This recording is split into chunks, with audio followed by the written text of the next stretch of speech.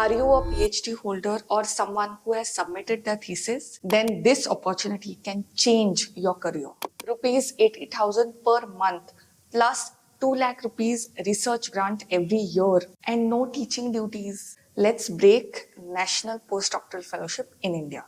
In today's video, we will see what are the different subjects, what is the stipend, what are the eligibility conditions, which are the documents required, what is the application process, whether you need to submit anything online or offline, the selection process, how do you write a project proposal for this. After 2 years of duration, you need to submit a list of documents. So which are they? If you don't submit, then there are possibilities you get chances in legal matter. Before proceeding, I would request you to subscribe to this channel because I keep making videos about fellowship alerts thrice a week on this channel.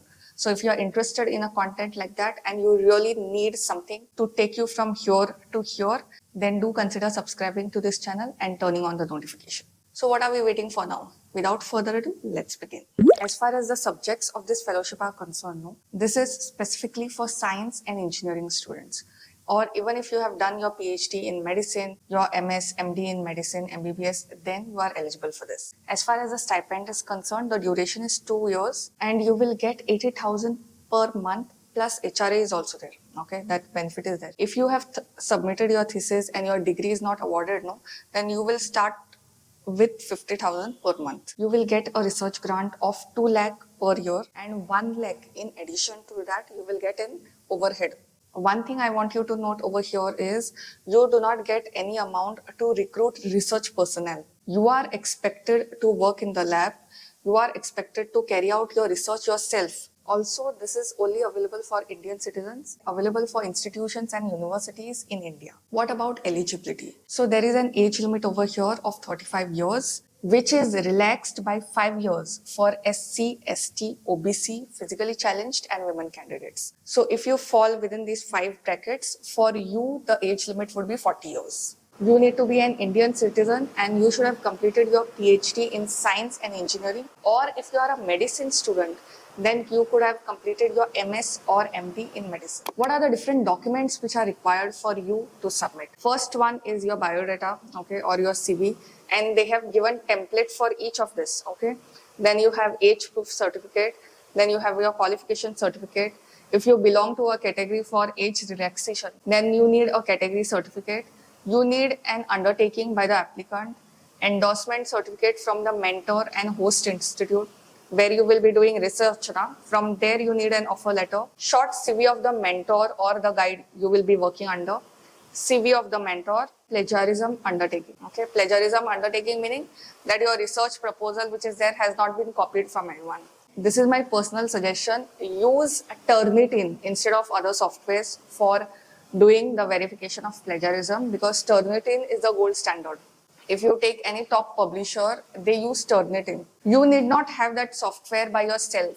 Just any professor or any scientist. Usually, if you ask faculty or any of the members, then you will get it. So how do you apply for this? The application procedure for this now is completely online. So what you have to do is, you and your mentor under whom you will be working, both have to get registered on this portal. Okay, and things will get linked once you actually start the process. You have to register yourself, fill in all the details. Then on the other hand, your mentor will also fill his or her details. Your work methodology, research plan, and all these certificates which I mentioned earlier, that also you need to apply. So you need to upload all the relevant details of yourself and your mentor has to upload all the relevant details of his or herself. You will get a notification by the system itself that you have been registered. Let's see what are the different things which are required for you to write a good project proposal for this. Don't make any mistake with respect to formatting or with respect to content. I'm going to tell you exactly how many words each section has and you will be good to go as far as your research plan or your research proposal is concerned. Your project title will have maximum 500 characters. Then you have your project summary. Then you have your keywords. I'm mentioning all the details of the characters as well as sentences in the brackets. Then you have objectives of the project, expected output and outcome of the proposal, work methodology and research plan. You need to be uploading in a single file. It should not be more than 3 pages Also, the size of this file should be less than 10 MB. Next week, I will be publishing a video on how to write a research proposal. You will get a detailed video about that, so stay tuned for that. So as far as the selection process is concerned, there is an expert committee which will evaluate all the research proposal and see which one fits the bill first. Since this whole system is online, you don't have to worry. You just need to keep a tab on the website. If you get selected through research proposal, you may be called for a personal interview. So it's an option whether they will call it or they will not call it.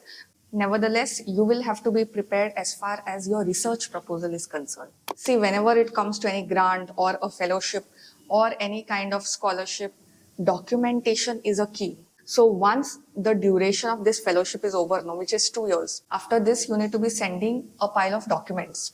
Be really careful with these documents because this can make or break. This can justify or not justify whether you have got the fellowship. So these documents you should be having with yourself from the start of the fellowship and keep documenting everything so that once the fellowship is over, you don't have to run here and there and get panicky.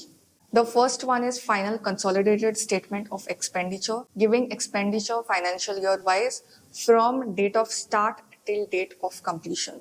Make sure you keep all the receipts with respect to the consumables, with respect to everything that you are incurring in your project so that you do not have problem at the end. Utilization certificates for all financial years. So for 2 years. Project completion report with list of publications or patents filed. Mentor and postdoctoral fellowship candidate are responsible for the timely submission of progress reports, utilization certificate, and project closure reports. All these documents you will be able to submit in the end only when you start filling it from the start itself. So there you have it.